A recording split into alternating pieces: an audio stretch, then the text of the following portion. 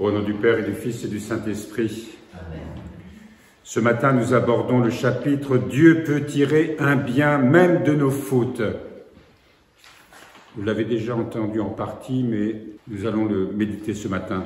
La raison pour laquelle cette tristesse et ce découragement ne sont pas bons et qu'il ne faut pas prendre trop au tragique nos propres fautes, car Dieu est capable d'en tirer un bien. De nos fautes, Dieu est capable d'en tirer un bien. La petite Thérèse de l'Enfant Jésus aimait beaucoup cette phrase de Saint Jean de la Croix. L'amour, avec un grand A bien sûr, c'est tirer profit de tout, du bien comme du mal, qu'il trouve en moi et transformer toute chose en soi. Notre confiance en Dieu doit aller jusque-là.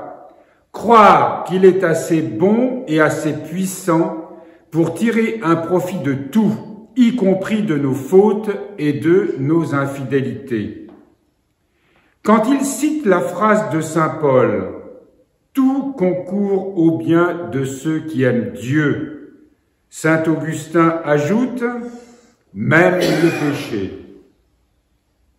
Bien sûr, nous devons lutter énergiquement contre le péché et nous corriger de nos imperfections. Dieu vomit les tièdes et rien ne refroidit tant l'amour que la résignation à une certaine médiocrité. Cette résignation d'ailleurs est un manque de confiance en Dieu et en sa capacité de nous sanctifier. Nous devons aussi, quand nous avons été cause de quelque mal, essayer de le réparer dans la mesure où cela est possible. Mais nous ne devons pas nous désoler excessivement de nos fautes, car Dieu, une fois que nous retournons à lui, avec un cœur repenti, est capable d'en faire jaillir un bien. C'est là la clé.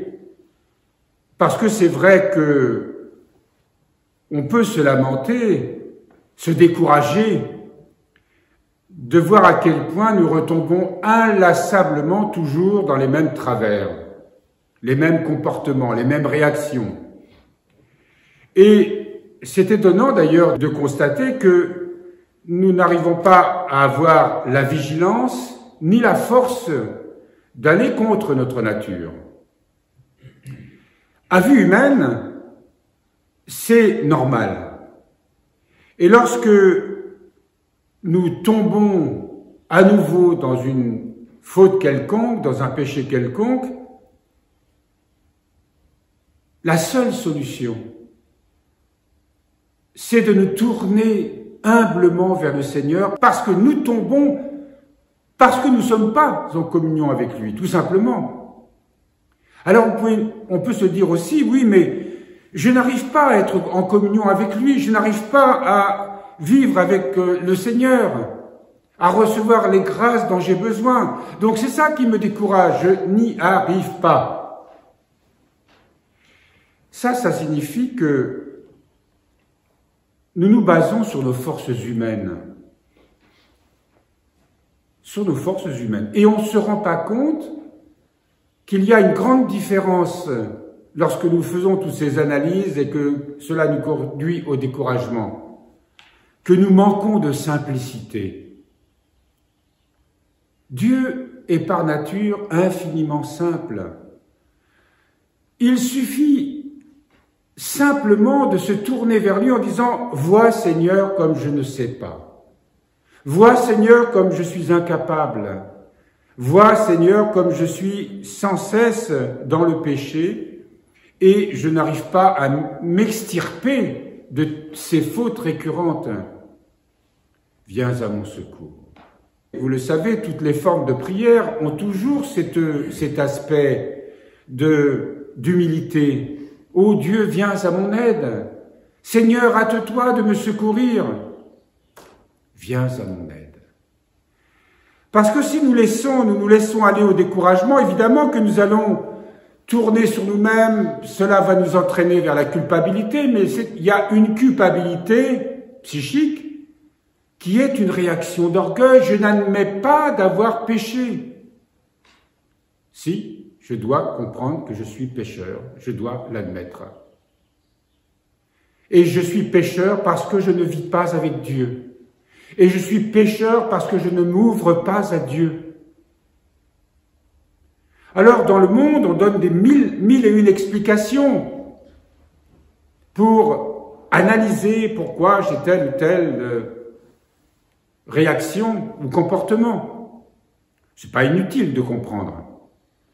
Mais souvent, c'est un obstacle justement à cette démarche d'humilité vers le Seigneur. Et c'est en cela que Dieu, d'un mal, peut faire un bien. Dieu peut nous donner ses grâces grâce au péché. Pourquoi? Parce que le péché, lorsqu'on en prend conscience et qu'on veuille bien faire un acte d'humilité, nous ouvre à la grâce de Dieu. Alors vous allez me dire, tant mieux, péchons, et puis à chaque fois, ça sera l'occasion de recevoir sa grâce. Non, ce n'est pas de ça dont il s'agit. Parce qu'il est bien dit qu'il faut lutter contre le péché. Si j'avais ce comportement-là, c'est évidemment, il ne se passera rien pour moi, si ce n'est me maintenir toujours dans les mêmes travers. Donc se repentir, c'est très important. Se repentir, c'est tout simplement admettre mon péché, admettre que je ne peux pas m'en débarrasser et me tourner paisiblement, humblement vers le Seigneur pour ouvrir mon cœur et recevoir sa grâce. Grandir dans l'humilité, c'est ça. Je reprends la phrase, mais nous ne devons pas nous désoler excessivement de nos fautes, car Dieu, une fois que nous retournons à lui avec un cœur repenti, est capable d'en faire jaillir un bien, ne serait-ce que nous faire grandir dans l'humilité, nous apprendre à mettre un peu moins notre confiance dans nos propres forces et un peu plus en lui seul. Là, vous avez remarqué que ça ne se passe pas d'un coup, mais que c'est progressivement que nous nous apprenons à ne pas compter sur nos forces et à ne compter que sur les forces divines. Si grande est la miséricorde du Seigneur qu'il utilise nos fautes à notre avantage. Ruysbroeck, un mystique flamand du Moyen-Âge, a ces mots. Le Seigneur, dans sa clémence, a voulu retourner nos péchés contre eux-mêmes et pour nous. Il a trouvé le moyen de nous les rendre utiles, de les convertir entre nos mains en instruments de salut. Que ceci ne diminue en rien notre crainte de péché, ni notre douleur d'avoir péché, mais nos péchés sont devenus pour nous une source d'humilité. C'est cela qui est important, que cela produise en nous une source d'humilité. Ajoutons aussi qu'ils peuvent devenir également une source de douceur et de miséricorde envers le prochain. Moi, qui tombe si facilement, comment puis-je me permettre de juger mon frère? Comment ne dois-je pas être miséricordieux envers lui comme le Seigneur l'a été envers moi? C'est souvent un aspect qui nous échappe, ça. Tous nous sommes pécheurs. Tous nous tombons dans les mêmes travers. Celui qui penserait, ou celle qui penserait qu'il est un peu moins pécheur que les autres, s'abuse lui-même, évidemment. Le fait de nous affliger de nos fautes et, par la grâce de Dieu, d'avoir un sentiment de repentir vrai. Parce que il y a un faux repentir, celui de se frapper la poitrine. « Ah, je suis encore tombé, je culpabilise, je me torture, c'est pas possible. » C'est pas du repentir, ça. Le repentir, c'est demander pardon à Dieu pour le péché commis, de demander, avoir un certain désir de demander pardon aux autres. Et quand on est dans cet état d'esprit-là, on ne juge pas l'autre. On se dit, ah, mon frère ou ma sœur, lui aussi est dans l'affliction du péché. Je me dois donc de prier pour lui, de prier pour elle. Donc, après une faute quelle qu'elle soit, au lieu de rester indéfiniment repliés sur nous-mêmes, dans le découragement et d'en ressasser le souvenir, ça c'est mortifère. Ressasser le souvenir, ressasser les fautes que l'on a commises, tourner en rond, en boucle. Vous savez, comme les chaînes d'infos continues nous racontent toujours la même chose. Eh bien, nous, on se raconte toujours la même chose, en continu. Et évidemment, ça signifie que nous n'acceptons pas, que nous cherchons des justifications ou que nous continuons de nous lamenter. C'est rester fermé sur soi. Et il faut absolument ne pas sortir de cet état-là et ne pas rester dans le souvenir de la faute. Savoir qu'on a péché, oui, mais le souvenir avec toutes les circonstances et comment et pourquoi, etc. Ça, il faut vraiment s'en affranchir et se tourner, encore une fois, se désarmer et se tourner vers Dieu, tel que l'on est.